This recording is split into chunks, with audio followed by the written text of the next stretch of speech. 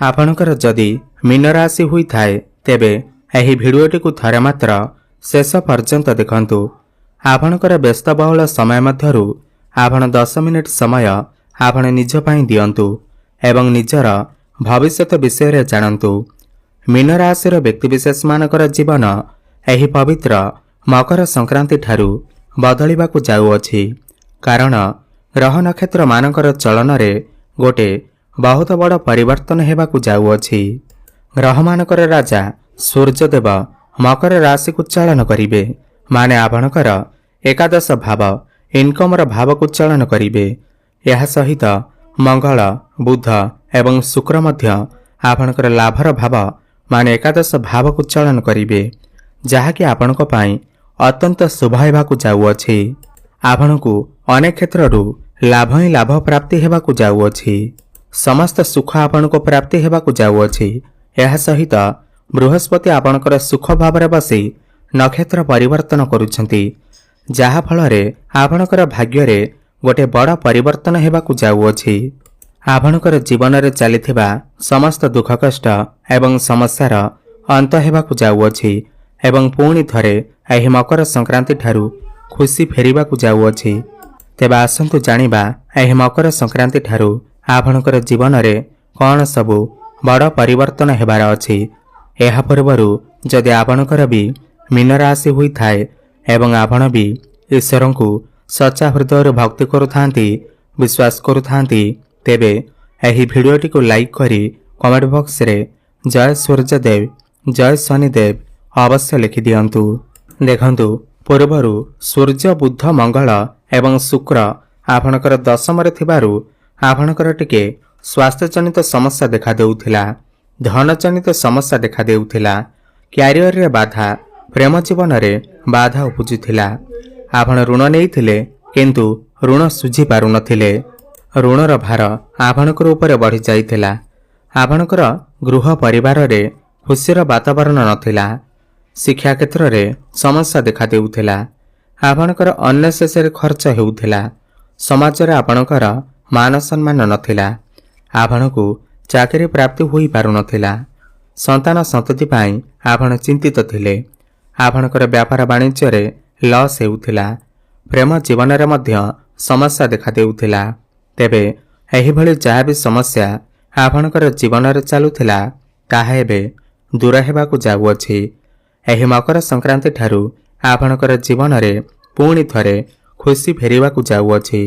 आपणकर जीवन रे नूतन सूर्य उदय हेबाकु जाउअछि। देखंतु जेतेबेले एही मकर संक्रांति ठारू चारि गोटी ग्रह माने सूर्य मंगल बुध एवं शुक्र आपणकर लाभ स्थान एकादश भाव को चलन करिवे, जहा द्वारा आपणको समस्त क्षेत्ररु लाभ ही लाभ प्राप्ति हेबा। ताहा चाकरी क्षेत्र रे हेउ, शिक्षा क्षेत्र रे हेउ, प्रेम जीवन रे हेउ, समस्त क्षेत्ररु आपणको लाभ ही लाभ प्राप्ति हेबा।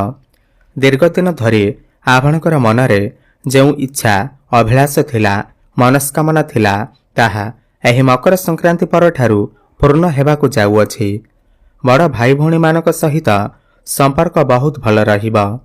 जेउ माने शेयर मार्केट, स्टॉक मार्केट एवं ट्रेडिंग, लटरी, जुआ आदि रे काम करुछंती सेमानक आकस्मिक लाभ मध्य प्राप्ति हेबा। एकादश भाव आपणकर आयर भाव होई थाए। एही मकर संक्रांति ठारू आपण निजे देखिबे आपणकर आय रे वृद्धि देखिबाकु मिलिबा। पूर्व अपेक्षा आपणकर आय बढ़िबा, व्यय अपेक्षा आय आपणकर अधिक रहिबा। विभिन्न दिगरु आपणक पाखकु अर्थ आसीबा, इनकम सोर्स बढ़िबा, आपणकर फाइनेंशियल ग्रोथ हेबा, बैंक बैलेंस मध्य आपणकर बढ़िबा। चारि गोटी ग्रह आपणकर पंचम भावकु सीधा दृष्टि देउछंती। पंचम भाव आपणकर शिक्षा क्षेत्र, प्रेम जीवन, संतानर भाव होइथाय। शिक्षा क्षेत्र रे आपण बहुत अधिक उन्नति प्रगति करिवे। एही मकर संक्रांति ठारू आपण किछि बड़ परिवर्तन करि पारंती। उच्च शिक्षा करिबा पाई बाहर को जाई पारंती। मनपसंदर कॉलेज रे आपणकर एडमिशन होई पारे। एही मकर संक्रांति परे जदि आपणकर किछि एग्जाम अछि, खास करी कॉम्पिटिटिव एग्जाम अछि, सरकारी स्तर रे किछि परीक्षा अछि, तेबे सेथिरे आपण निश्चिंत भावरे सफलता प्राप्ति करिवे। जो नूतन दंपति माने दीर्घदिन धरी संतानर आशा रखिथिले संतान सुखर वंचित थिले एही मकर संक्रांति परठारु सेमानकु संतान सुख प्राप्ति हेबा नूतन गर्भ धारण करि पारिबे।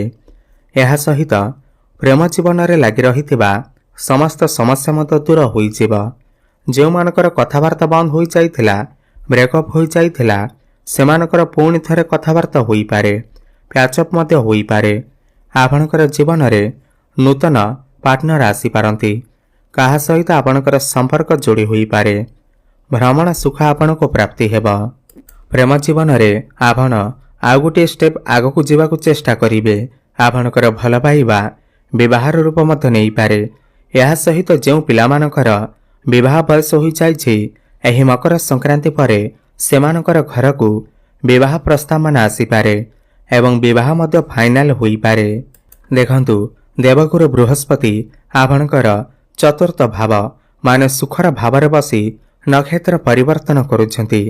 चतुर्थ भावरे बसिथिबारु आपण ही मकर संक्रांति परे किछि भूमि प्रॉपर्टी जमी नूतन जानवाहन क्रय करि पारंती। शनि आपणकर लग्न रे विराजमान थिबारु आपण ही मकर संक्रांति परे किछि नूतन जिनिस घर को क्रय करिके आनी पारंती। ताहा मेसिन जातीय जिनिस हेउ इलेक्ट्रोनिक जिनिस आपण घर को किणी आनी पारंती।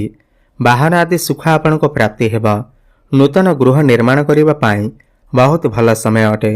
आपणकर जदि किछि प्रॉपर्टी किंबा जमी दीर्घदिन धरि सेल होई पारु नथिला तो एही मकर संक्रांति परे सेही प्रॉपर्टी सेल होई पारे।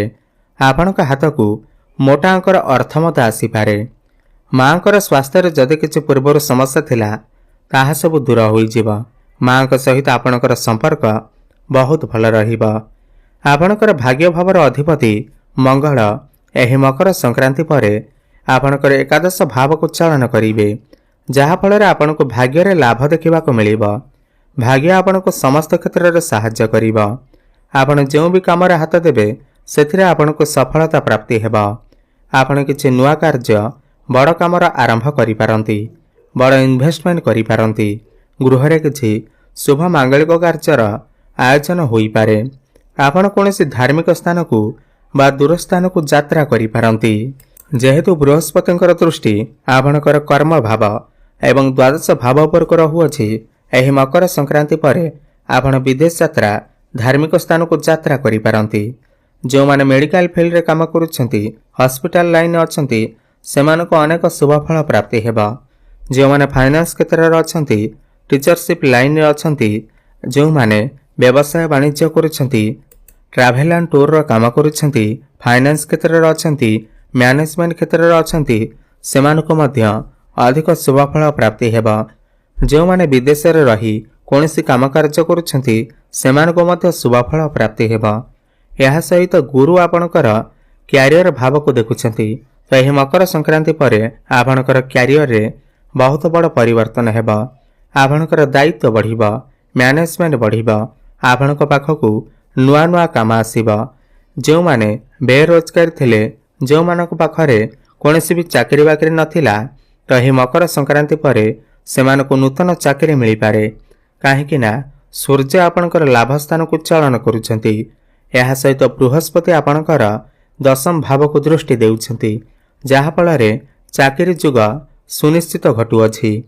एहा सहित आपणकर प्रमोशन होई पारे पदोन्नति होई पारे ट्रांसफर आदि होई पारे किमा कोनोसी एमएनसी कंपनी रु जॉब ऑफर मध्य आपणक पाखकू आसी पारे।